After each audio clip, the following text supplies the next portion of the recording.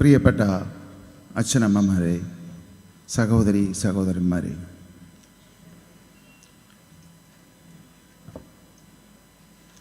ഒരു മാസം മുമ്പ് പൂതൃക്ക പഞ്ചായത്തിൻ്റെ പാർട്ടി രൂപീകരണവുമായിട്ട് ബന്ധപ്പെട്ട് നമ്മളവിടെ ഒരു സമ്മേളനം നടത്തുകയുണ്ടായി. ആ സമ്മേളനം കഴിഞ്ഞ് ഒരു ദിവസം കഴിഞ്ഞപ്പോൾ തന്നെ പോലീസുകാർ എന്നെ അന്വേഷിച്ച് നടപ്പായി. അവിടെ ഈ സമ്മേളനവുമായിട്ട് ബന്ധപ്പെട്ട് ഒട്ടനവധി പ്രശ്നങ്ങളുണ്ടായി.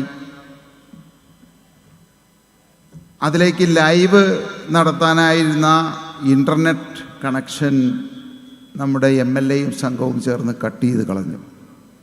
ഏതാണ്ട് 2 മണിക്കൂർ ശേഷമാണ് നമുക്ക് ലൈവ് കൊടുക്കാൻ സാധിച്ചത്. അതിനുശേഷം ലൈവ് തുടങ്ങിക്കഴിഞ്ഞപ്പോൾ ജാമർ വെച്ചിട്ട് ലൈവ് തടയുകയുണ്ടായി. ഈ സമ്മേളനം നടന്ന കോളേജ് ഗ്രൗണ്ട് സെൻറ്റ് പീറ്റേഴ്സ് കോളേജിൻ്റെ കയ്യിൽ ഏതാണ്ട് 65 വർഷമായിട്ട് അവരുടെ കയ്യിലിരിക്കുന്നതാണ്. സ്കൂൾ കുട്ടികളെല്ലാം കളിക്കുന്നു. അവരുടെ സ്പോർട്സും ഇഷ്ടംപോലെ പരിപാടികൾ അവിടെ നടന്നിട്ടുണ്ട്. നമ്മുടെ പരിപാടി നടക്കുന്നതിന് 2 ആഴ്ച മുമ്പാണ് അവിടെ മുഖ്യമന്ത്രിയും മന്ത്രിമാരും എല്ലാം ചേർന്നുള്ള നവകേരള സദസ്സ് നടന്നത്. പക്ഷേ നമുക്ക് അനുമതി തന്ന പോലീസ് തന്നെ 2 ദിവസം മുമ്പ് അതിൻ്റെ അനുമതി നിഷേധിച്ചു.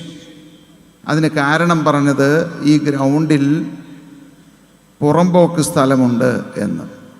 അപ്പോൾ 65 വർഷമായിട്ട് കോളേജ് ഉപയോഗിച്ചിരുന്ന സ്ഥലത്ത് 2020 പരിപാടി നടത്താൻ തുടങ്ങിയപ്പോഴാണ് അവിടെ പുറമ്പോക്ക് കണ്ടെത്തിയത്. അപ്പം ഞാൻ ഇന്ന് ഈ സ്റ്റേജിൽ നിൽക്കുമ്പോൾ ഇപ്പോൾ മാത്രമാണ് എനിക്ക് സമാധാനമായത് ഈ പരിപാടി ഇവിടെ നടത്താൻ പറ്റുമെന്ന്.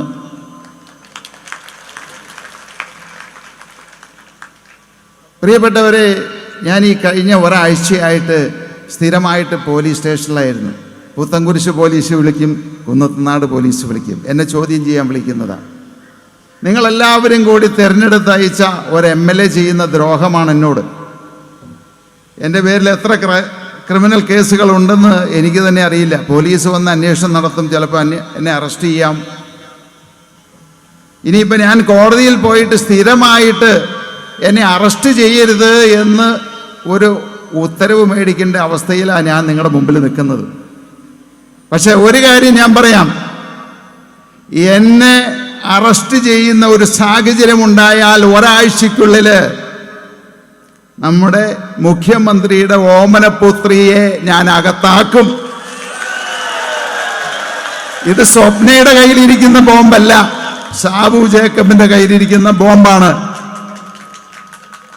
എന്നെ എതിർക്കുന്ന സഖാക്കള്, എന്നെ എതിർക്കുന്ന MLA, ഈ ജില്ലാ നേതൃത്വത്തിനോടാണ് ഞാൻ പറയുന്നത്, എൻ്റെ കയ്യിലിരിക്കുന്ന ബോംബ് ആറ്റം ബോംബാണ്.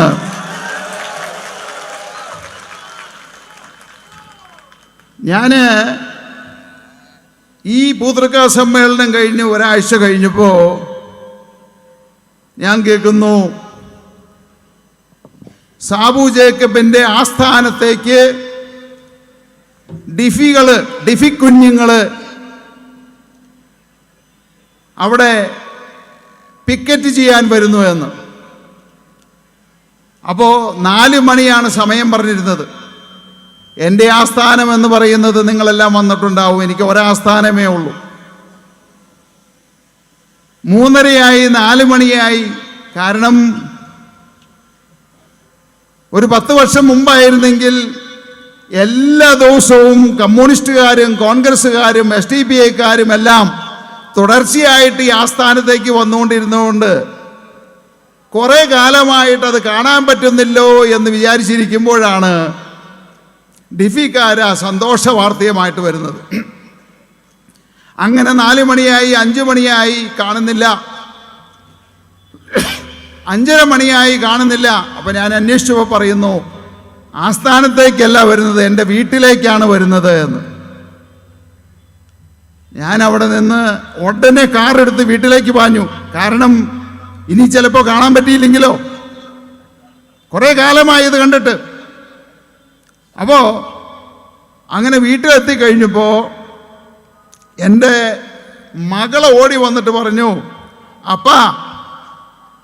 അപ്പയെ തോളിലേറ്റിക്കൊണ്ട് കുറേ ചേട്ടന്മാർ പോകുന്ന കണ്ടു എന്ന്. അതെന്താ? അപ്പം ഞാൻ ചോദിച്ചു, അല്ല, അപ്പയുടെ ഫോട്ടോ എടുത്ത് മുഖത്ത് വെച്ചിട്ട് 3-4 ചേട്ടന്മാർ കിഴക്കമ്പലത്ത് കൂടി നടക്കുന്നുണ്ട് എന്ന്. അപ്പം ഞാൻ പറഞ്ഞു, അങ്ങനെയാ മോളെ, എന്നോട് ചിലർക്ക് സ്നേഹം കൂടുമ്പോൾ അവരെന്നെ തോളിലേറ്റിക്കൊണ്ടുപോയി നടക്കും. ഇനി കുറച്ച് കഴിയുമ്പോൾ അവരിന്നോട് വരും അപ്പയെ ചുവന്നുകൊണ്ട്. ഇവിടെ വന്നു കഴിഞ്ഞിട്ട് അപ്പയെ അവിടെ ഇടും, ചവിട്ടും, കത്തിക്കും. നോക്ക് കാണണം. രണ്ടുപേർക്ക് ഉത്സാഹമായി, കാരണം അവർ കണ്ടിട്ടില്ല. അപ്പോൾ അങ്ങനെ ഞാൻ വീട്ടിൽ കാത്തിരിക്കുക. 6 മണിയായി, 6:30 കാണുന്നില്ല. അപ്പോൾ കേൾക്കുന്നു പുറപ്പെട്ടിട്ടുണ്ട് എന്ന്. കാണാനുള്ള ആകാംക്ഷ കൊണ്ട് കുട്ടികളും ഞങ്ങളും ഭാര്യയും എല്ലാവരും കൂടി പുറത്തിറങ്ങിയിരിക്കുക. അപ്പോൾ കേൾക്കുന്നു അവർ ഇടയ്ക്ക് വെച്ച് നിർത്തി, അവിടെ വെച്ച് തന്നെ കത്തിക്കാൻ തീരുമാനിച്ചു എന്ന്. കുട്ടികൾക്ക് നിരാശയായി. ഞാൻ പറഞ്ഞു, സാരമില്ല, അടുത്ത സമ്മേളനം നടക്കുന്നുണ്ട്, മിക്കവാറും അടുത്ത ആഴ്ച വരും. അപ്പോൾ അതുകൊണ്ട് നിങ്ങൾ നിരാശപ്പെടണ്ട എന്ന് പറഞ്ഞു. അപ്പോൾ അങ്ങനെ അവര് അന്നാലിമരത്തിൻ്റെ മുമ്പിൽ വന്നു കഴിഞ്ഞപ്പോൾ അവിടെ നിന്ന് അങ്ങോട്ടൊന്നും പോയില്ല, അവിടെ വെച്ച് കത്തിക്കാൻ തീരുമാനിച്ചു. എന്നിട്ട് വിളിച്ചു പറഞ്ഞു, സാബു ജേക്കബിനെ കത്തിക്കും, പച്ചയ്ക്ക് കത്തിക്കും എന്ന്. നിങ്ങൾ പലരും കണ്ടിട്ടുണ്ടാവും. ഇവരൊക്കെ മടിയന്മാരായിപ്പോയി. ഒരു 5 മിനിറ്റ് കൂടി നടന്ന് എൻ്റെ വീട്ടിലെത്താം.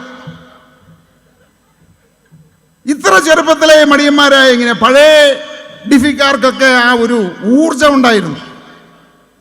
അവരവിടെ വന്നപ്പോൾ നിർത്തിക്കളഞ്ഞു എന്നുള്ളതാണ്. അപ്പം ഇനിയെങ്കിലും ഇവിടേക്ക് ഒന്ന് പതുങ്ങി നിന്ന് കേൾക്കുന്ന ഡിഫിക്കാരായിക്കോട്ടെ, കമ്മ്യൂണിസ്റ്റുകാരായിക്കോട്ടെ, അന്തം കമ്മികളായിക്കോട്ടെ, നിങ്ങൾ ദയവ് ചെയ്ത് ആഴ്ചയിൽ ഒരിക്കലെങ്കിലും എൻ്റെ വീട്ടിലേക്ക് ഇതുപോലെയുള്ള പ്രകടനമായിട്ട് വരണം. അങ്ങനെ ചെയ്യണം. കാരണം ഇതൊരു ബഹുമതിയാണ്. ഇന്ന് ഇന്ത്യയിൽ ആരുടെയെങ്കിലും കോലം കത്തിക്കുന്നുണ്ടെങ്കിൽ 3 വ്യക്തികളെയാണേ ഉള്ളൂ. ഒന്ന് പ്രധാനമന്ത്രി നരേന്ദ്രമോദിയുടെ കോലം കത്തിക്കുന്നത് നിങ്ങൾ കണ്ടിട്ടുണ്ട്. 2 മുഖ്യമന്ത്രി പിണറായി വിജയന്റെ കോലം കത്തിക്കുന്നത് കണ്ടിട്ടുണ്ട്. 3ാമത് ആ ബഹുമതി എനിക്കാണ്. അപ്പോൾ പ്രിയപ്പെട്ടവരെ, നിങ്ങൾ വീണ്ടും ആ ബഹുമതി എനിക്ക് തന്നെ നിലനിർത്തണം. ഇപ്പോൾ ഞാനിന്ന് വരുന്ന സമയത്ത് എൻ്റെ വീടിൻ്റെ പടിക്ക് പോലീസ് ബാരിക്കേഡ് വെച്ചിരിക്കുക. അത് ആഴ്ചകളായിട്ടുണ്ട്. അതും ഞാനൊരു ബഹുമതിയായിട്ടാണ് കാണുന്നത്. കാരണം ഇന്ന് പോലീസ് ബാരിക്കേഡ് കാണുന്നത് നമ്മൾ ഡൽഹിയിൽ പാർലമെന്റിന് മുമ്പിൽ ബാരിക്കേഡ് കാണും. തിരുവനന്തപുരത്ത് സെക്രട്ടേറിയറ്റിന്റെ മുമ്പിൽ കാണും. 3ാമത് പോലീസ് ബാരിക്കേഡ് കാണണമെങ്കിൽ കിഴക്കമ്പലത്ത് സാബു ജേക്കബിന്റെ വീട്ടിൽ മാത്രമേ സ്ഥിരമായിട്ട് ബാരിക്കേഡ് ഉള്ളൂ. ഒന്ന് ആലോചിച്ച് നോക്കിയേ. പൂത്രക്ക 1 മണിക്കൂർ ഞാൻ പ്രസംഗിച്ചപ്പോഴേക്കും എറണാകുളം ജില്ലയിലെ അന്തം കമ്മികളെല്ലാം ഇങ്ങനെ വിറച്ചു എന്നുള്ളതാണ്. എനിക്കപ്പൊറുതിയില്ല. എനിക്ക് അവരെ കാണാനായിട്ട് അങ്ങോട്ട് പോകണ്ട. എല്ലാവരും ഇളകി. ജില്ലാ കമ്മിറ്റി എല്ലാ നേതാക്കളും കോലഞ്ചേരിയിൽ എനിക്കെതിരായിട്ട് പ്രതിഷേധം നടത്തുന്നു. അതുപോരാതെ വന്നു കഴിഞ്ഞപ്പോൾ ഡിഫിക്കാരുടെ പ്രകടനം എൻ്റെ ആസ്ഥാനത്തേക്ക് വരുന്നു. ഇത് രണ്ടും ചീറ്റിപ്പോയി എന്ന് കണ്ടു കഴിഞ്ഞപ്പോൾ ദാ 3ാമത് വരുന്നു.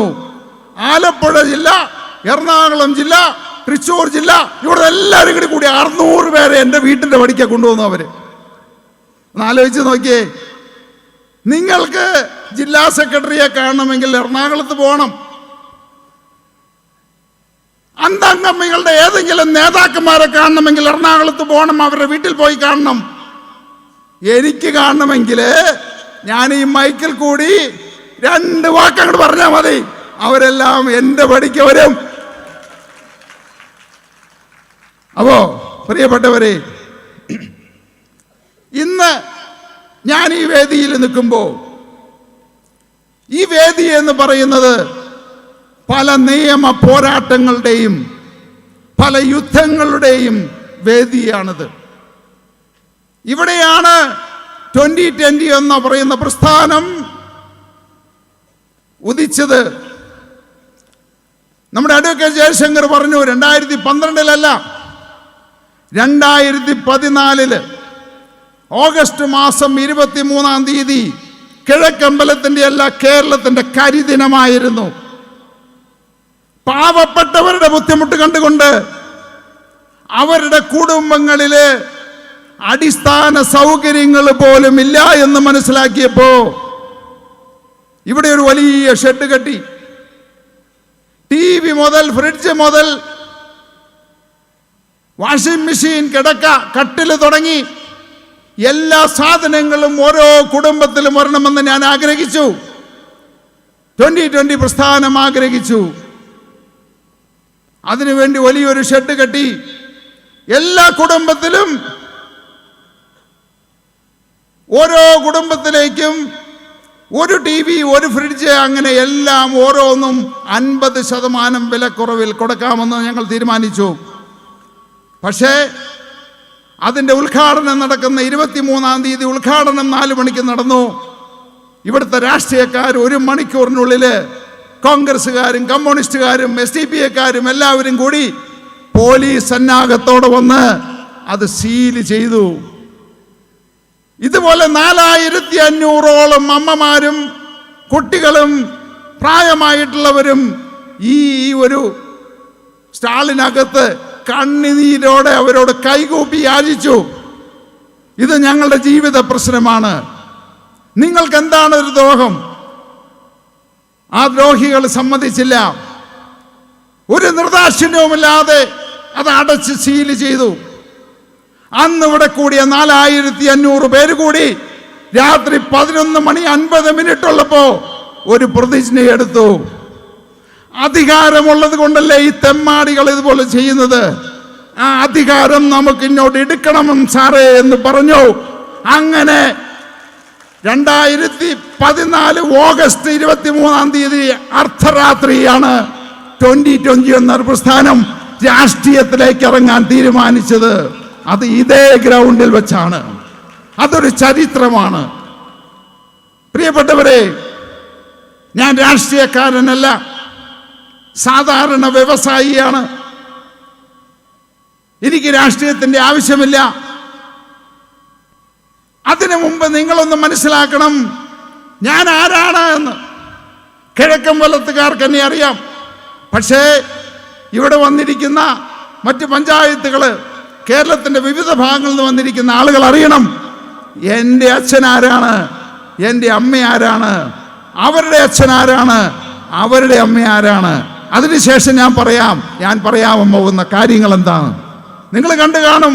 ഇതാണ് എൻ്റെ അച്ഛൻ, ഇതാണ് എൻ്റെ അമ്മ. 4 കുട്ടികളിൽ 3-മത്തെയാണ് ഞാൻ. 2-മത്തെ ആള് എൻ്റെ സഹോദരൻ ബോബി ഇവിടെ ഇരിക്കുന്നുണ്ട്. ഈ ഒരു പിതാവിൻ്റെ ഏറ്റവും വലിയ ആഗ്രഹമായിരുന്നു ഇവിടെ വ്യവസായങ്ങൾ വളരുമ്പോ, നമ്മുടെ വ്യവസായങ്ങൾ വളരുമ്പോ ഈ നാടും വളരണം. ഇദ്ദേഹത്തിന്റെ പിതാവുണ്ട്, സാധാരണക്കാരനായുള്ള ഒരു കൃഷിക്കാരൻ. അവര് ചെയ്ത പുണ്യകർമ്മങ്ങള് ആലോചിച്ചാൽ ഞാൻ ഇന്ന് ചെയ്യുന്നതെല്ലാം ഒന്നുമല്ല. പട്ടിണി കിടന്ന് ഭക്ഷണം കഴിക്കാതെ വരുന്നവർക്ക് ദാനം കൊടുത്തവരാണ് അവര്. അന്ന് സോഷ്യൽ മീഡിയ ഇല്ല, ആരും അതിന് പബ്ലിസിറ്റി കൊടുക്കുന്നില്ല. അങ്ങനെ 3 തലമുറകളായിട്ട് തുടങ്ങി വെച്ച ദൗത്യമാണത്. അതായത് നമ്മൾ 3 നേരം ഭക്ഷണം കഴിക്കുമ്പോൾ നമ്മുടെ ചുറ്റുപാടുള്ളവരും 3 നേരം ഭക്ഷണം കഴിക്കണ്ടെന്ന് ഉറപ്പുവരുത്തണം എന്നുപദേശിച്ച ഈ അച്ഛന്റെ മകനാണ് നിങ്ങളുടെ മുമ്പിൽ നിൽക്കുന്നത്. പ്രിയപ്പെട്ടവരെ, നിങ്ങൾക്കറിയാം, കഴിഞ്ഞ 2 ആഴ്ചക്കാലം മുമ്പ് ഇവിടുത്തെ മാധ്യമങ്ങളും ഇവിടുത്തെ അന്തംകമ്മികളും കൊങ്ങികളും എല്ലാം കൂടി എന്നെ ഒരു കമ്മ്യൂണിസ്റ്റുകാരനാക്കി. കാരണം എന്താ? ഞാൻ എൻ്റെ സ്ഥാപനത്തിൽ നിന്ന് 30 ലക്ഷം രൂപ CPM പാർട്ടിക്ക് സംഭാവന കൊടുത്തു എന്നുള്ളത്. അപ്പൊ എല്ലാവരും വിചാരിച്ചു, ഒരാൾ എനിക്കൊരു മെസ്സേജ് അയക്കുകയാണ്, ഡോണ്ട് ഫൂൾ ദി പീപ്പിൾ, നിങ്ങൾ ജനങ്ങളെ വഞ്ചിക്കരുത്, അവരെ വിഡ്ഢികളാക്കരുത് എന്ന്. ഇപ്പൊ 2 ദിവസമായി, ഇന്നലെ മുതൽ നിങ്ങൾ വേറൊരു വാർത്ത കണ്ടു. ഇവിടുത്തെ മാധ്യമങ്ങള്, ചില ചാനലുകള് എന്നെ സംഖ്യയാക്കി, ഇനി നാളെ കൊങ്ങിയാക്കും. അപ്പോ പ്രിയപ്പെട്ടവരെ, നിങ്ങളൊരു കാര്യം മനസ്സിലാക്കണം. രാഷ്ട്രീയത്തിലേക്ക് എൻ്റെ അച്ഛനെയും അമ്മയെയും കൊണ്ടുവരേണ്ട കാര്യമില്ല. കുടുംബകാര്യങ്ങളല്ല ഇവിടെ സംസാരിക്കേണ്ടത്. പക്ഷെ നിങ്ങൾ അറിയണം, ആ പിതാവിനെയും ആ മാതാവിനെയും അറിയണം. ആരാണ് നിങ്ങളുടെ മുമ്പിൽ നിൽക്കുന്നത്? എനിക്ക് BJPയുടെ സീറ്റ് കിട്ടുന്നതിനോ CPMന്റെ സീറ്റ് കിട്ടുന്നതിനോ കോൺഗ്രസിന്റെ സീറ്റ് കിട്ടുന്നതിനോ യാതൊരു ബുദ്ധിമുട്ടുമില്ല. 2021 തിരഞ്ഞെടുപ്പ് സമയത്ത് കോൺഗ്രസിന്റെ മുതിർന്ന നേതാക്കന്മാര് ഉമ്മൻചാണ്ടി, VD സതീശൻ, രമേശ് ചെന്നിത്തല, ഇവർ 3 പേരാണ് എൻ്റെ വീട്ടിൽ വന്നത്. രാത്രി 10 മണി മുതൽ രാവിലെ 2 മണി വരെ ഇരുന്ന് ചർച്ച ചെയ്തു. എനിക്ക് 3 സീറ്റ്, അവസാനം 5 സീറ്റ് വരെ ഓഫർ ചെയ്തു. എനിക്ക് മന്ത്രിയാവണം, MLA ആവണമെങ്കിൽ അന്ന് എൻ്റെ തലയാട്ടിക്കഴിഞ്ഞാൽ എനിക്ക് MLA ആവാം, മന്ത്രിയാവാം. ഇതുപോലെ തന്നെ LDFന്റെ എല്ലാ നേതാക്കന്മാരും, അതായത് ഇപ്പോഴത്തെ ജില്ലാ സെക്രട്ടറി, CITUവിന്റെ സംസ്ഥാന സെക്രട്ടറി ചന്ദ്രൻപിള്ള, ഇതിനു മുമ്പിലത്തെ സെക്രട്ടറിമാര്, ഇപ്പോഴത്തെ വ്യവസായ മന്ത്രി രാജീവ്, ഇവരെല്ലാവരും കൂടി 5 തവണയാണ് രാത്രി തലയിൽ മൂടി എൻ്റെ വീട്ടിൽ വന്ന് പതങ്ങി വന്ന് എന്നോട് ചർച്ച ചെയ്തത്. ഇല്ല എന്നവർ പറയട്ടെ, വീഡിയോ ദൃശ്യങ്ങൾ ഞാൻ കാണിക്കാം.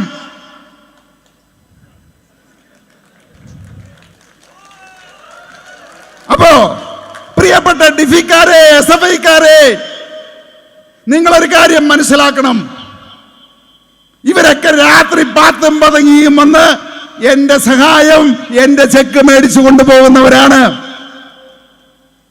നിങ്ങളെയൊക്കെ വിഡ്ഢികളാക്കി എൻ്റെ വീട്ടിലേക്ക് വിട്ട് കത്തിക്കും, ഞങ്ങൾ കത്തിക്കും, പച്ചയ്ക്ക് കത്തിക്കും എന്ന് പറയുമ്പോ ഓർക്കണം, ഈ നേതാക്കന്മാരുടെ ആരുടെയെങ്കിലും കുട്ടികൾ അതിന്റെ കൂടെ ഉണ്ടായിരുന്നോ എന്ന്. ഇവരുടെ കുട്ടികളെല്ലാം കാനഡയിലും US-ലും ഓസ്ട്രേലിയയിലും ഒക്കെയാണ് ജീവിക്കുന്നത്. നിങ്ങൾ കണ്ടില്ലേ, ജില്ലാ സെക്രട്ടറിയുടെ മകള് UK-യില് എന്നിട്ടൊരു കുപ്പായവുമിട്ട്, അതിൽ ചേരില്ലാത്ത കുപ്പായവുമിട്ട് ഫേസ്ബുക്കിൽ ഇട്ടിരിക്കുന്നത്. അപ്പോ ഡിഫിക്കാരെ, പ്രിയപ്പെട്ട ചെറുപ്പക്കാരെ, ഈ അച്ഛനമ്മമാരെ വേദനിപ്പിച്ചുകൊണ്ട് നിങ്ങള് ഇവരുടെയൊക്കെ പുറകെ ഇറങ്ങിത്തിരിക്കുമ്പോൾ ഓർക്കണം, ഇവർക്കൊന്നും നഷ്ടപ്പെടാനില്ല എന്ന്. അപ്പോ ഒരു കാര്യം എനിക്ക് പറയാനായിട്ടുണ്ട്. എനിക്ക് MP ആകണം, MLA ആകണം, മന്ത്രിയാകണമെന്ന ആഗ്രഹമുണ്ടായിരുന്നെങ്കിൽ പണ്ടേ ഞാൻ രാജ്യസഭാ സീറ്റ് എനിക്ക് പലരും ഓഫർ ചെയ്തിട്ടുണ്ട്. BJP ഓഫർ ചെയ്തിട്ടുണ്ട്, AAP Aam Aadmi party offer ചെയ്തിട്ടുണ്ട്, കോൺഗ്രസ്സുകാർ ഓഫർ ചെയ്തിട്ടുണ്ട്. എനിക്ക് പണ്ടേ രാജ്യസഭാ സീറ്റ് മേടിച്ച് MP ആയി, മന്ത്രിയായി ഇവിടെ വരാമായിരുന്നു. പ്രിയപ്പെട്ടവരെ, അധികാരത്തിന് വേണ്ടിയിട്ട്, സ്ഥാനമാനങ്ങൾക്ക് വേണ്ടിയിട്ട്, പണത്തിന് വേണ്ടിയിട്ടല്ല ഞാൻ ഈ നിങ്ങളുടെ മുമ്പിൽ നിൽക്കുന്നത്. ഈ പാവപ്പെട്ടവരുടെ, ഇവിടുത്തെ ജനങ്ങളുടെ കണ്ണിനീര് കണ്ടിട്ടാണ് ഞാൻ നിങ്ങളുടെ മുമ്പിൽ നിൽക്കുന്നത്. അല്ലാതെ സ്ഥാനങ്ങളോ MP സീറ്റോ MLA-യോ മന്ത്രിയോ ആകണമെന്നുണ്ടായിരുന്നെങ്കിൽ പണ്ടേ നിങ്ങളെയെല്ലാം വഞ്ചിച്ചുകൊണ്ട്, നിങ്ങളെയെല്ലാം വിറ്റുകൊണ്ട്, ഈ നാടിനെ വഞ്ചിച്ചുകൊണ്ട് എനിക്കതാകാമായിരുന്നു. അപ്പോ ഒരു BJP-ക്കാരൻ വന്ന് ഒരു സീറ്റ് പറഞ്ഞാൽ അത് കണ്ട് ചാടുന്നവനല്ല സാബു ജേക്കബ്.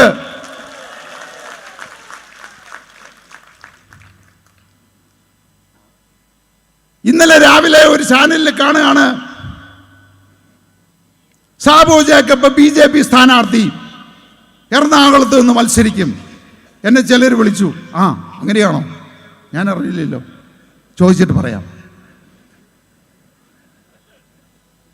കുറച്ച് കഴിഞ്ഞപ്പോ കാണുന്നു സുരേന്ദ്രൻ, BJP-യുടെ പ്രസിഡന്റ് സുരേന്ദ്രൻ സാബു ജേക്കബുമായിട്ട് ചർച്ച ചെയ്തു, ലിസ്റ്റുമായിട്ട് ഡൽഹിക്ക് പോയിരിക്കുകയാണ്. ഈ സുരേന്ദ്രനെ ഞാൻ ജീവിതത്തിൽ ഇതുവരെ കണ്ടിട്ടില്ല. ഈ സുരേന്ദ്രൻ ആയിട്ട് ഞാൻ ഇതുവരെ ഫോണിൽ പോലും സംസാരിച്ചിട്ടില്ല. പക്ഷെ ചാനലുകാര് BJP-യുടെ എറണാകുളം സ്ഥാനാർത്ഥിയായി എന്നെ മാറ്റി. കാരണമുണ്ട്. അവർക്കറിയാം ഇന്നിവിടെ നടക്കാൻ പോകുന്ന മഹാസമ്മേളനത്തില് 10,000-കണക്കിന് ആളുകളാണ് എന്നെ വിശ്വസിച്ച്, ഈ പാർട്ടിയെ വിശ്വസിച്ച് ഈ ഗ്രൗണ്ടിലേക്ക് ഒഴുകിയെത്തുന്നത്. അപ്പോ അത് തടയണമെങ്കിൽ എന്നെ സംഖ്യയാക്കണം. കഴിഞ്ഞ ആഴ്ച അവർ വിചാരിച്ചു എന്നെ കമ്മിയാക്കി, ഈ ആഴ്ച എന്താണ് സംഖ്യയാക്കി. എന്നിട്ട് ആരെങ്കിലും തടയാൻ പറ്റിയോ? കാരണം ഇവിടെ ഇരിക്കുന്ന ജനങ്ങൾക്ക് എന്നെ അറിയാം. 12 വർഷമായിട്ട് ഇവരോടൊപ്പം ഒരു സഹോദരനെ പോലെ, ഒരച്ഛനെ പോലെ ഞാൻ അവരുടെ കൂടെ ഉണ്ട്. അപ്പോ എന്നെ അവർക്കറിയാം. അവരെ ഒറ്റുകൊടുക്കില്ല, ഈ രാജ്യത്തെ ഒറ്റുകൊടുക്കില്ല, ഈ നാടിനെ ഒറ്റുകൊടുക്കില്ല എന്ന് അവർക്കറിയാം. അതുകൊണ്ട് ഇന്ന് ഈ ജനങ്ങൾ ഒഴുകിയെത്തി. ഈ ഗ്രൗണ്ടിലേക്ക് കയറാൻ പറ്റാതെ എത്രയോ ജനങ്ങൾ റോഡിൽ നിൽക്കുന്നു. ഇത് കുടുംബശ്രീക്കാരല്ല, തൊഴിലുറപ്പുകാരല്ല, ഇത് ജനങ്ങള്, ഈ നാട്ടിൽ ജീവിക്കുന്ന പാവപ്പെട്ടവര്, അധ്വാനിക്കുന്നവര്, ഓട്ടോറിക്ഷക്കാര്, കൂലിപ്പണിക്കാര്, ഈ നാടിന്റെ കഷ്ടപ്പെടുന്ന ആളുകള് ആണ് ഈ കൂടിയിരിക്കുന്നത്. എനിക്കറിയാം, ഒരു ദിവസം പണിക്ക് പോയില്ലെങ്കിൽ കുടുംബം പട്ടിണിയാവണ എത്രയോ ആളുകൾ ഇതിനകത്തുണ്ട്. ആ സങ്കടത്തിലും ബുദ്ധിമുട്ടിലും പ്രയാസത്തിലും ഞാൻ വിളിച്ച ഈ 2020 പ്രസ്ഥാനം വിളിച്ച മീറ്റിംഗിലേക്ക് വന്ന നിങ്ങളോട് എന്നും ഞാൻ കടപ്പെട്ടവനായിരിക്കുന്നു. ആ നന്ദി ഈ കുടുംബത്തിനുണ്ടായിരിക്കും. പ്രിയപ്പെട്ടവരെ, നിങ്ങൾക്കറിയാം, കഴിഞ്ഞ പൂത്തൃക്ക സമ്മേളനത്തിൽ ഞാൻ ചില പ്രഖ്യാപനങ്ങൾ നടത്തി.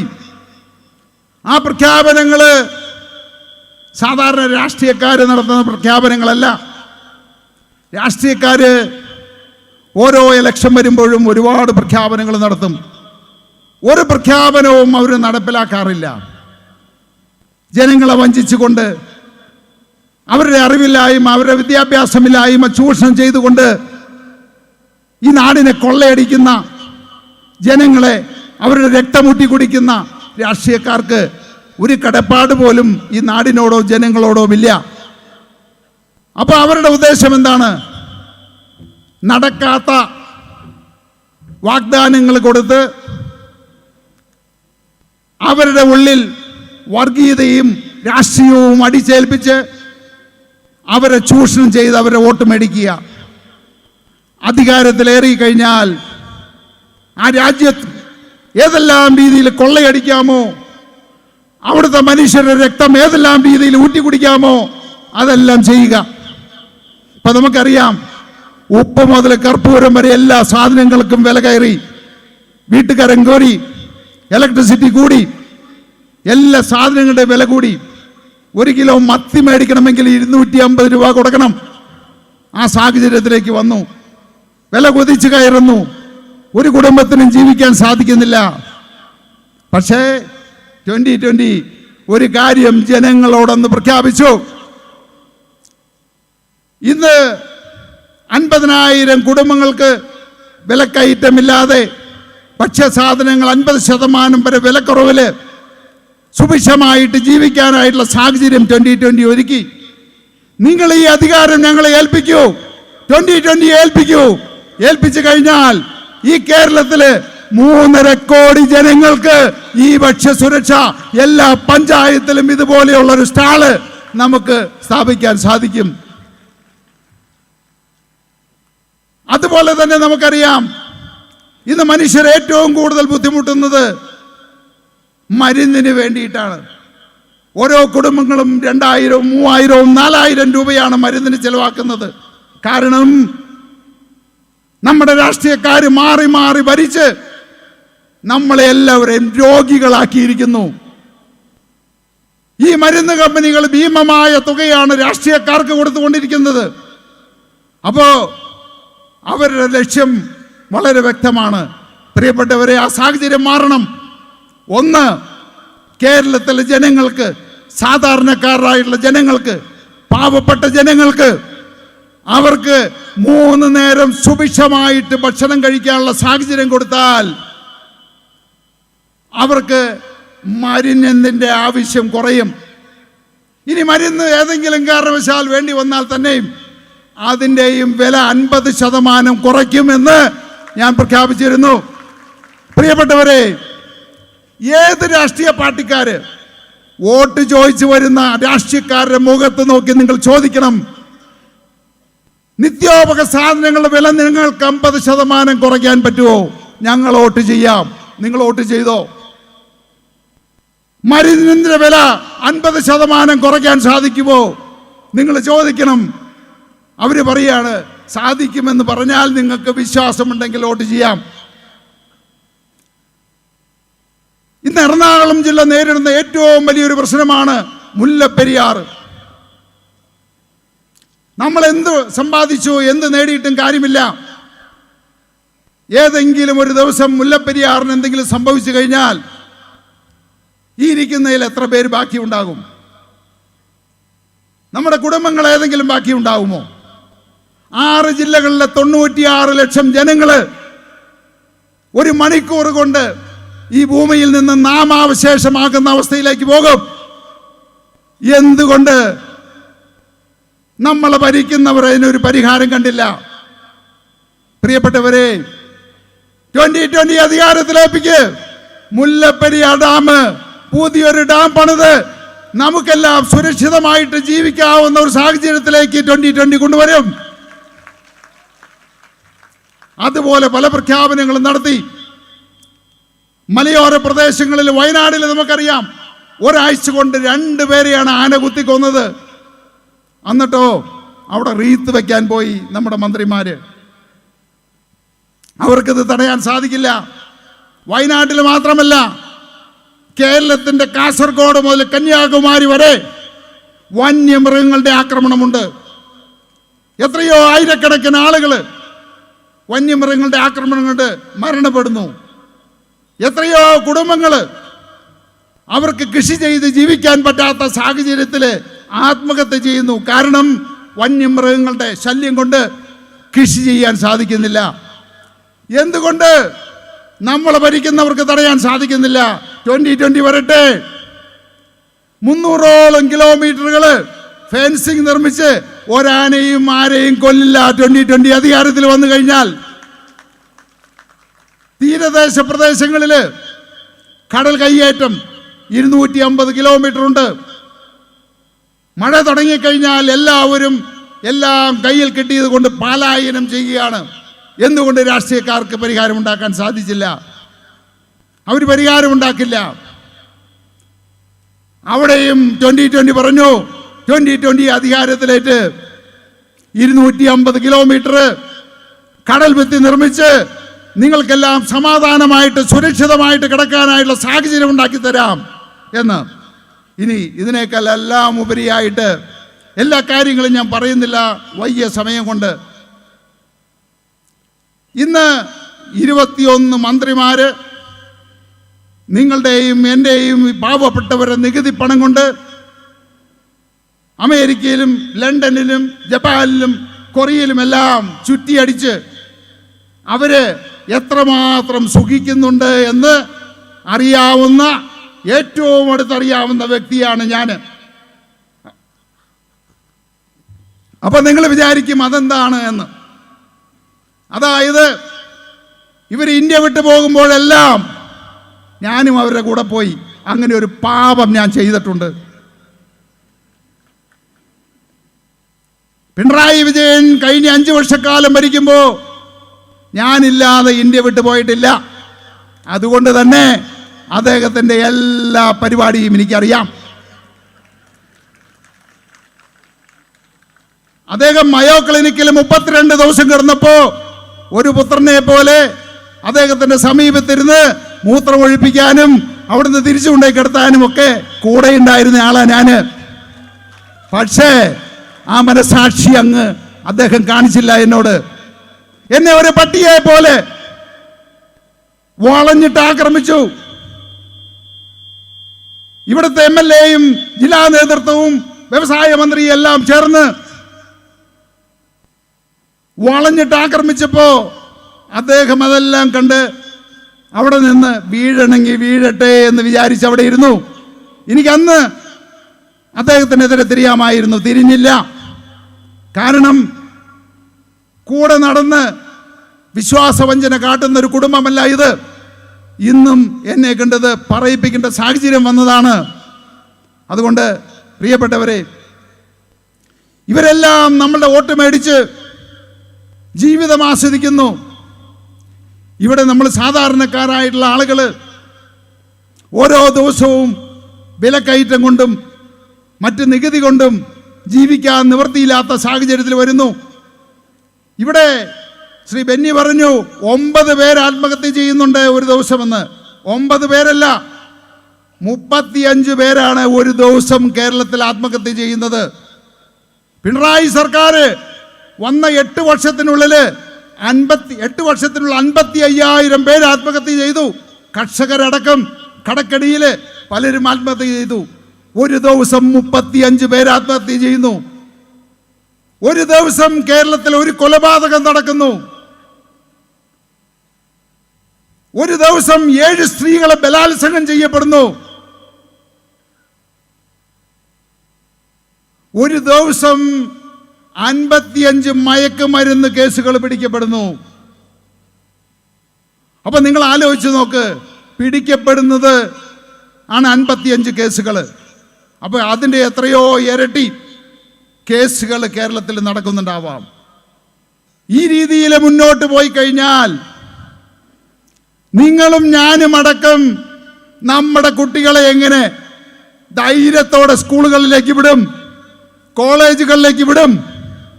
നിങ്ങൾക്ക് ആർക്കെങ്കിലും ഉറപ്പുണ്ടോ നിങ്ങളുടെ കുട്ടികള് മദ്യത്തിന് അടിമയാകില്ല എന്ന്, മയക്കമരുന്നിന് അടിമയാകില്ല എന്ന് ഉറപ്പുണ്ടോ?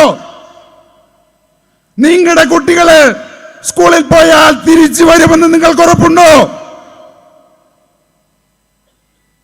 ഏതെങ്കിലും സ്ത്രീകൾക്ക് ധൈര്യമായിട്ട് റോഡിൽ കൂടി ഇറങ്ങി നടക്കാവുന്ന സാഹചര്യം കേരളത്തിലുണ്ടോ?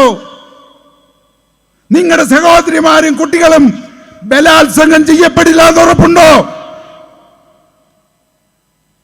ഇതെല്ലാം മനസ്സിലാക്കിയിട്ട് വീണ്ടും വീണ്ടും നിങ്ങൾ ഈ വർഗത്തിനെ എന്തിനു വോട്ട് ചെയ്ത് ഈ ചുമലിലേറ്റുന്നു? നിങ്ങൾ ആലോചിക്കണം. അവർക്കൊന്നും നഷ്ടപ്പെടാനില്ല. തോമസ് ഐസക്കിന്റെ 2 മക്കളും കാനഡയിലാണ് ജീവിക്കുന്നത്. പിണറായിയുടെ മകൻ ദുബായിലാണ് ജീവിക്കുന്നത്. പിണറായിയുടെ മകൾ ബിസിനസ് നടത്തുന്നത് ബാംഗ്ലൂരാണ്. ആ മന്ത്രിസഭയിലെ വ്യവസായ മന്ത്രി പറയുകയാണ്, കേരളത്തിൽ 2 ലക്ഷം വ്യവസായികൾ ഞങ്ങൾ ഒരു വർഷത്തിനുള്ളിൽ കൊണ്ടുവന്നതെന്ന്. എന്തുകൊണ്ട് മുഖ്യമന്ത്രിയുടെ മകളെ ഈ വ്യവസായ മന്ത്രിക്ക് കൺവിൻസ് ചെയ്യാൻ പറ്റുന്നില്ല, ബോധ്യപ്പെടുത്താൻ സാധിക്കുന്നില്ല? അപ്പോ മുഖ്യമന്ത്രിയുടെ മകൾക്ക് ഇപ്പോഴും ബോധ്യമില്ല കേരളത്തിൽ വന്നാൽ രക്ഷപ്പെടുമെന്ന്. എന്നിട്ട് ജനങ്ങളോട് പറയുകയാണ് നിങ്ങളെല്ലാവരും ഇവിടെ വന്ന് വ്യവസായം നടത്തുക എന്ന്. നമുക്കറിയാം, മുഖ്യമന്ത്രിയുടെ മകള് ബാംഗ്ലൂർ നടത്തുന്ന വ്യവസായം എന്താണെന്ന് എല്ലാവർക്കും അറിയാം. അതിനെപ്പറ്റി ഞാൻ കൂടുതലായി വിശദീകരിക്കുന്നില്ല.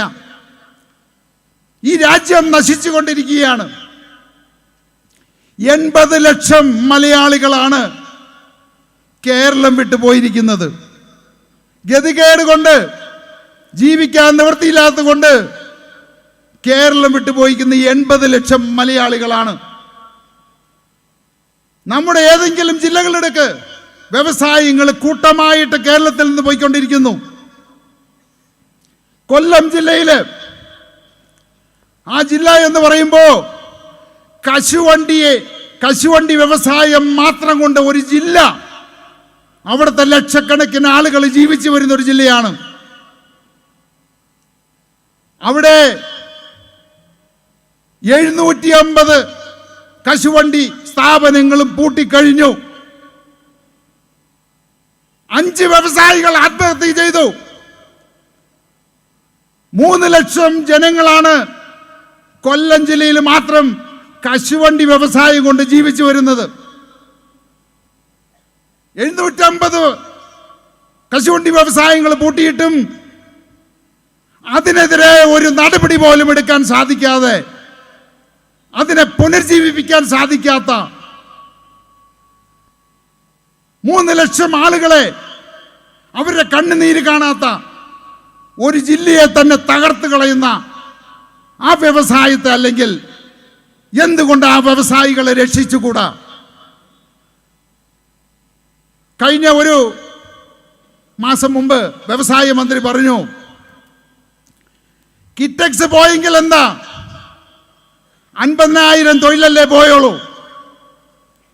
ഞാൻ IBM ഇവിടെ കൊണ്ടുവന്നതല്ല, IBM തന്നെ വന്നതാ. 1000 പേർക്ക് IBM ജോലി കൊടുക്കുന്നുണ്ട്.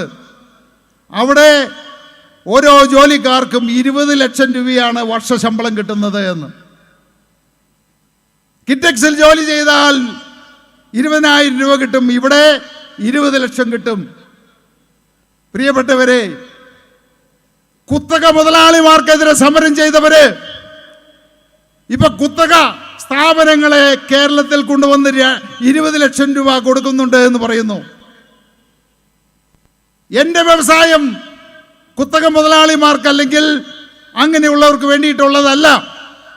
സാധാരണക്കാരായിട്ടുള്ള പാവപ്പെട്ട ജനങ്ങള്, കൃഷിക്കാരായിട്ടുള്ള ജനങ്ങള്, വിദ്യാഭ്യാസം കുറഞ്ഞവരെ, വിദ്യാഭ്യാസം ഇല്ലാത്തവരെ, അങ്ങനെയുള്ളവരെ കൈപിടിച്ചുയർത്താൻ വേണ്ടിയിട്ടാണ്.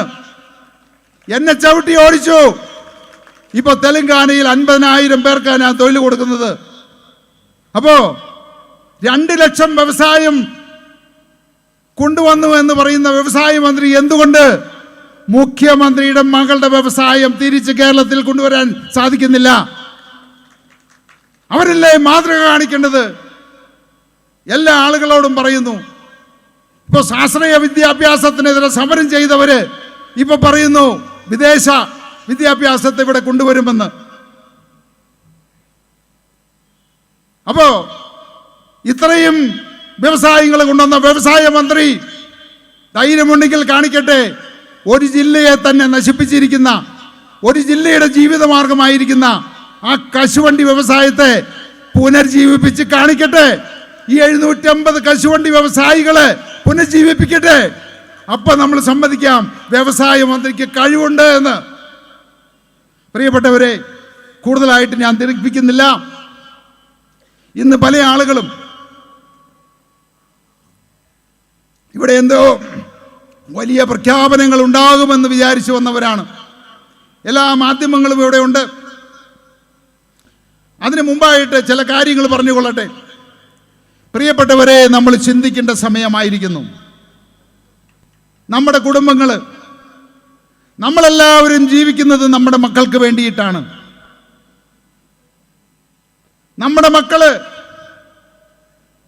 ഇവിടെ ഓട്ടോറിക്ഷക്കാരോ കൂലിപ്പണിക്കാരോ കർഷകരുമായിട്ടല്ല ജീവിക്കേണ്ടത്. നമ്മുടെ എല്ലാം ഉള്ളിൽ ഒരു സ്വപ്നമുണ്ട്. നമുക്ക് ഈ ഭൂമിയിൽ സന്തോഷമായിട്ട് ജീവിക്കാൻ സാധിച്ചില്ലെങ്കിലും, എത്ര കഷ്ടപ്പെട്ടിട്ടാണെങ്കിലും, സ്ഥലം പണയം വെച്ചിട്ടാണെങ്കിലും, എത്ര ബാധ്യതകൾ എടുത്തിട്ടാണെങ്കിലും നമ്മുടെ മക്കളെങ്കിലും രക്ഷപ്പെടണമെന്ന് അങ്ങനെ ആഗ്രഹിക്കുന്ന മാതാപിതാക്കളാണ് ഇരിക്കുന്നതിൽ 99%. മക്കൾക്ക് വേണ്ടി മാത്രം ജീവിതം മാറ്റിവെച്ചിരിക്കുന്നവരാണ്.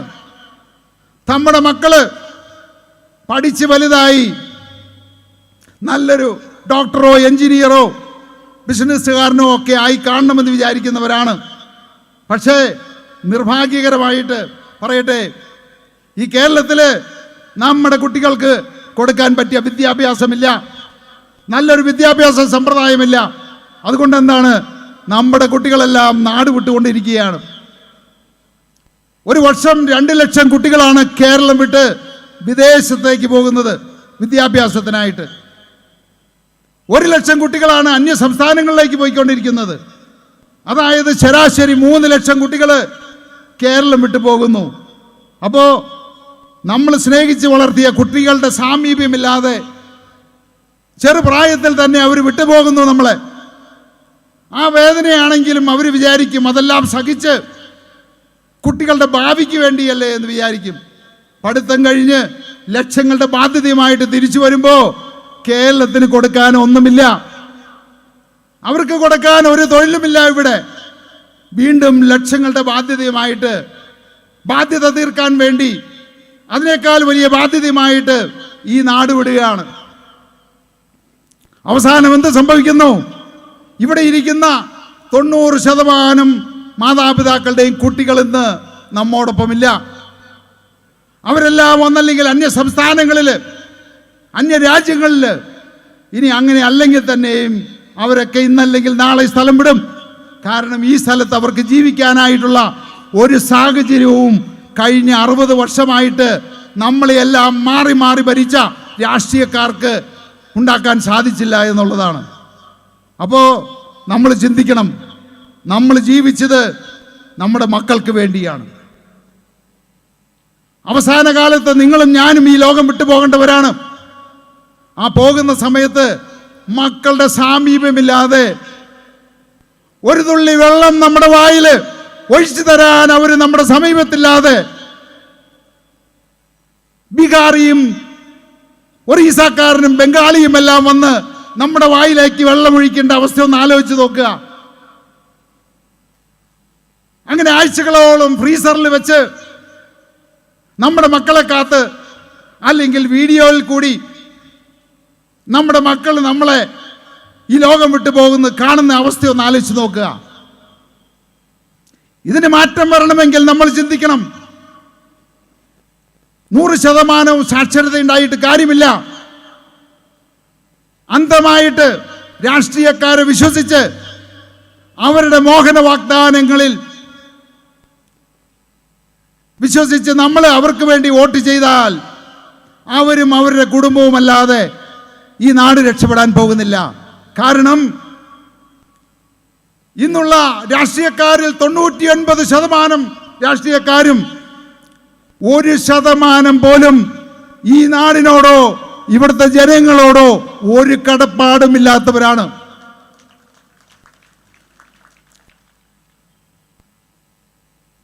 ശ്രീ ബെന്നി പറഞ്ഞു, എനിക്കും എൻ്റെ കുടുംബത്തിനും 20 തലമുറയല്ല 200 തലമുറ ജീവിക്കാനായിട്ടുള്ളത് എൻ്റെ പിതാക്കന്മാരുണ്ടാക്കി വെച്ചിട്ടുണ്ട്. പണത്തിനോ സ്ഥാനത്തിനോ മന്ത്രിയാവാനോ MP ആവാനോ MLA ആകാനോ അല്ല ഞാൻ നിങ്ങളുടെ മുമ്പിൽ നിൽക്കുന്നത്.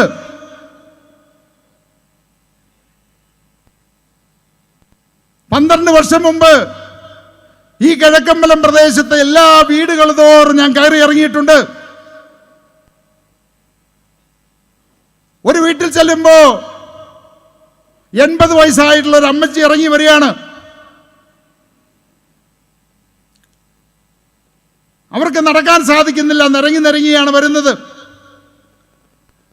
അവരോട് ചോദിച്ചപ്പോ അമ്മച്ചി പറയുകയാണ്, അമ്മേ എന്താണെന്ന് കഴിച്ചത് എന്ന് ചോദിച്ചപ്പോ ഒരു കലത്തില് കലമെടുത്തിട്ട് കൊണ്ടുവന്നു. അതിൽ അങ്ങേയറ്റം വന്നു കഴിഞ്ഞാൽ ഒരു 8-10 ചോറ് കിടക്കുന്നുണ്ട്. ഒരാഴ്ച മുമ്പ് ആരോ 1 കിലോ അരി കൊടുത്തു. ഈ അമ്മയ്ക്ക് മന്ദബുദ്ധിയായിട്ടുള്ള ഒരു മകനുണ്ട്. ഈ അമ്മയും മകനും മാത്രമാണ് അവിടെ ജീവിക്കുന്നത്. ഒരാഴ്ച മുമ്പ് 1 കിലോ കിട്ടിയ അരി തിളപ്പിച്ച് 7 ദിവസമായിട്ട് അമ്മയും മകനും ജീവിക്കുകയാണ്, ഉപ്പ് പോലും ഇടാതെ.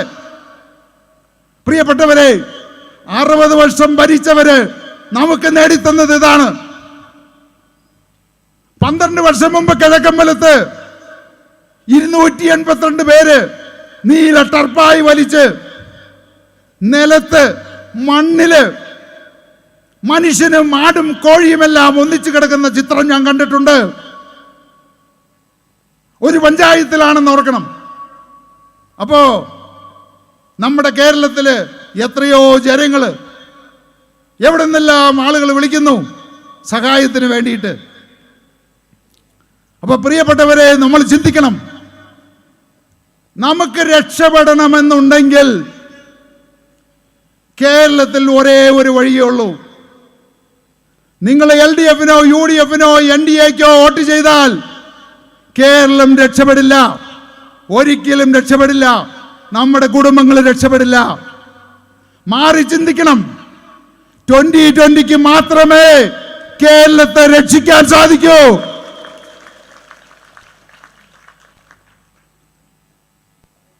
മറിച്ച് നിങ്ങൾ വീണ്ടും LDF-നും UDF-നും NDA-ക്കും വോട്ട് ചെയ്താൽ നിങ്ങളുടെ മക്കൾ നിങ്ങളുടെ കൂടെ ഉണ്ടാവില്ല, നിങ്ങളുടെ കുടുംബം ഇവിടെ ഉണ്ടാവില്ല. ഈ രാജ്യം വിട്ടു പോകേണ്ടി വരും. നിങ്ങൾ പട്ടിണി കിടന്ന് മരിക്കേണ്ടതായിട്ട് വരും. അപ്പോ വൈകിട്ടില്ല, ഇനിയും ചിന്തിക്കണം. രക്ഷപ്പെടണമെന്ന് ആരെങ്കിലും ആഗ്രഹിക്കുന്നുണ്ടെങ്കിൽ 2020-യുടെ പിന്നിൽ ഉറച്ചു നിൽക്കുക. നമ്മൾ വളരെ ഗൗരവമായിട്ടുള്ള 2 തീരുമാനം എടുത്തിട്ടുണ്ട്. ഞാൻ പറഞ്ഞല്ലോ, ഒരച്ഛൻ്റെ സ്വപ്നം സാക്ഷാത്കരിക്കാൻ വേണ്ടിയിട്ടാണ് ഞാനിത് തുടങ്ങിയത്. രാഷ്ട്രീയക്കാർ സമ്മതിച്ചില്ല, അവരെന്നെ തടഞ്ഞു. അവസാനം ഞാൻ രാഷ്ട്രീയത്തിലേക്ക് ഇറങ്ങി. ഒരു പഞ്ചായത്ത് പിടിച്ചു, സമീപ പഞ്ചായത്തുകൾ പിടിച്ചു, നിയമസഭയിലേക്ക് കയറ്റി. ഇപ്പോ ഞാൻ ഒരിക്കൽ തീരുമാനിക്കുകയാണ്, പാർലമെന്റിൽ 2020-യുടെ കൊടി പാറണം. നമ്മുടെ കൊടി ഡൽഹിയിൽ പാർലമെന്റിൽ പാറണമെങ്കിൽ നമ്മള് ചാലക്കുടിയില് നമ്മുടെ സ്ഥാനാർത്ഥിയെ നിർത്താൻ തീരുമാനിച്ചിരിക്കുന്നു.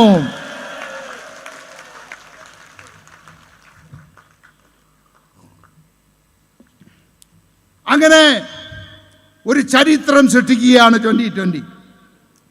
നമ്മുടെ ചാലക്കുടി ലോകസഭാ മണ്ഡലത്തിലേക്ക് വളരെ ശക്തനായിട്ടുള്ള ഒരു സ്ഥാനാർത്ഥിയെ നമ്മൾ കണ്ടെത്തിയിരിക്കുന്നു, അഡ്വക്കേറ്റ് ചാർലി പോൾ. അപ്പോ പ്രിയപ്പെട്ടവരെ, ഞാൻ ചുരുക്കുകയാണ്. 2 കാര്യം ഒരിക്കൽ കൂടി ഊന്നി പറഞ്ഞുകൊണ്ട്, നമുക്കറിയാം നമ്മളൊരു MLA ഇവിടെ ജയിപ്പിച്ചിട്ടുണ്ട്, അതുപോലെ ഒരു MPയെ ജയിപ്പിച്ചിട്ടുണ്ട്, ഇതിനു മുമ്പും ഒരു MPയെ ജയിപ്പിച്ചിട്ടുണ്ട്. LDF-ന്റെ MP ആയിരുന്ന ഇന്നസെന്റ്. ഇപ്പോ ബെന്നി ബെഹനാൻ കോൺഗ്രസിന്റെ MP. ഇവിടെ ഇരിക്കുന്ന ഓരോരുത്തരും ആലോചിച്ച് നോക്കുക. ഈ MPയെ നിങ്ങൾ കണ്ടിരിക്കുന്നത് ഒന്നല്ലെങ്കിൽ കല്യാണ വീട്ടില് അല്ലെങ്കിൽ ഏതെങ്കിലും കല്ലിടിയിൽ ചടങ്ങിൽ മാത്രമായിരിക്കും. ഒരു MP കഴിഞ്ഞ 10 വർഷക്കാലമായിട്ട് ഇന്നസെന്റ് ആയിക്കോട്ടെ ബെന്നി ബെഹനാൻ ആയിക്കോട്ടെ 10 വർഷം ഭരിച്ച് അവര് നടപ്പിലാക്കിയത് നമ്മുടെ പഞ്ചായത്തുകളിൽ അവിടെയും ഇവിടെയുമായിട്ട് ഓരോ ഹൈമാസ്റ്റുകളാണ്. അവരുടെ പേര് മാറ്റേണ്ടതായിട്ടിരിക്കുന്നു. MP അല്ല, ഹൈമാസ്റ്റിന് വേണ്ടിയിട്ടാണ് ഡൽഹിയിലേക്ക് പോകുന്നത്. ഈ ഹൈമാസ്റ്റുകളല്ലാതെ ഒരു കാര്യം പോലും ചെയ്തിട്ടുണ്ട് എങ്കിൽ നിങ്ങൾ പറയാ, നിങ്ങളുടെ പഞ്ചായത്തില്, ഈ ചാലക്കുടി നിയോജക മണ്ഡലത്തില്, എറണാകുളം നിയോജക മണ്ഡലത്തില് ഹൈമാസ്റ്റുകളല്ലാതെ ഈ പറയുന്ന കഴിഞ്ഞ 10 വർഷക്കാലമായിട്ട് ഈ 2 MP-മാരും എന്ത് ചെയ്തോ എന്ന് നിങ്ങൾ ഓരോരുത്തരും ആലോചിക്കുക. അതുപോലെ ഒരു MLA നമ്മൾ ജയിപ്പിച്ചിട്ടുണ്ട്. ആ MLA 3 വർഷത്തിനായിട്ട് എന്താണ് ഇവിടെ ചെയ്തിരിക്കുന്നത് നമ്മൾ ആലോചിക്കുക. അപ്പൊ തീർച്ചയായിട്ടും ഒരു MP ആയി കഴിഞ്ഞാൽ എന്താണ് MP-യുടെ ചുമതല, ആ നാട്ടിൽ എന്തെല്ലാം വികസനങ്ങൾ കൊണ്ടുവരാൻ പറ്റും എന്ന് നമുക്ക് ഇവിടുത്തെ ജനങ്ങളെ ബോധ്യപ്പെടുത്തേണ്ടതായിട്ടുണ്ട്. കാരണം നമ്മളെപ്പോഴും അന്തം കമ്മിയെയും കൊങ്ങിയെയും മാറി മാറി ജയിപ്പിക്കുമ്പോ ഒരിക്കലും ജനങ്ങൾക്കറിയില്ല.